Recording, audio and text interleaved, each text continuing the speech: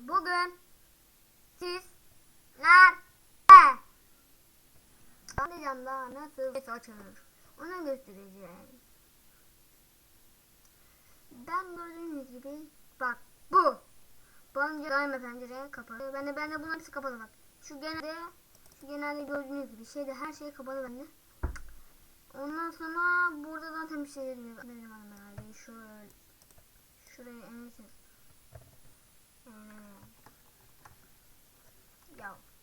Yamış. Ondan sonra videoyu ayarladı. Ben bu yüzden yaptım oğlum. Ben buraya gel F9 yap. Daha boş ver ya, bu yer normal sistem. Bas. Ne oğlum? Ne tıpadesi? Ya buraya şimdi de şey yap gitsin. Buraya şimdi de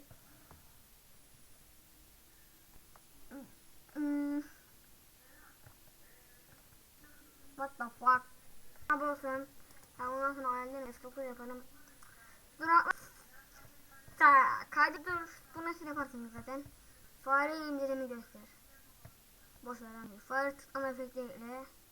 Ya ben bunu şey yapmayacağım. Efekt vereceğim kaplaması ekle. Yapın işte. Görüntü.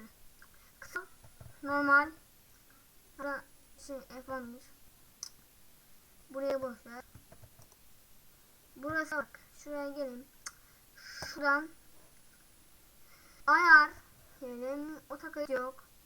Hiçbir şey yapma. Bak burayı böyle yaparsanız tamam, yapmayın. Bak burayı sadece otokayıt yok. Bir de hiçbir şey yapma diyeceksiniz. Tamam. Tamama tıklayacaksınız. Ondan sonra gelişmiş. Bak burayı videoya kayıt ayarları.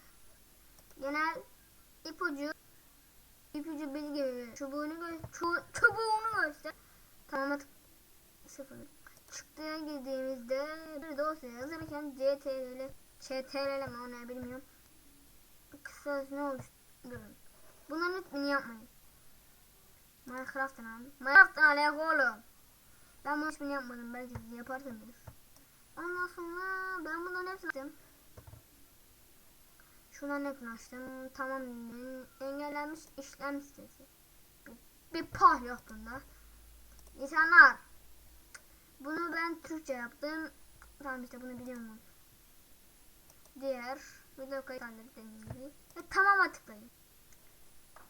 Ondan sonra geldik videoya.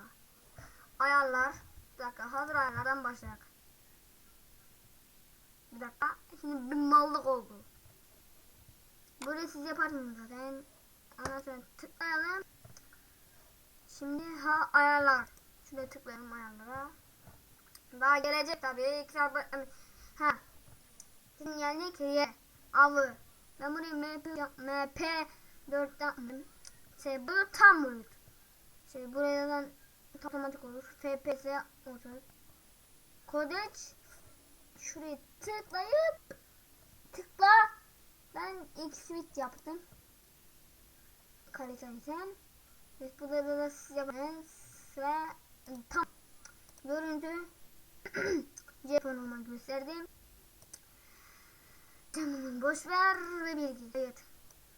Tıklayın. Buraya hiçbir şey yapmıyorum ama sonra artık videoma iyi bakabiliriz. Yani arkadaşlar daha çok mesela Wolf Team var. Şuradaki gördüğünüz gibi. Şurada bir şey var. Bak şu. Oraya yapın. Ona nasıl giriş üyeliği nasıl olur. Bir de Facebook'ta nasıl üye olunur. Mesela nasıl yolculuk olur, nasıl internet açılır, onu göstereyim. Beklediğiniz için daha çok izlesiniz veya bir paylaşmayı unutmayın. Şimdi de ve artık görüşürüz.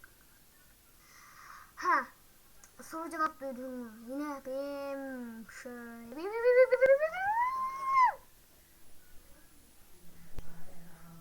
videonun da sonuna geldim arkadaşlar.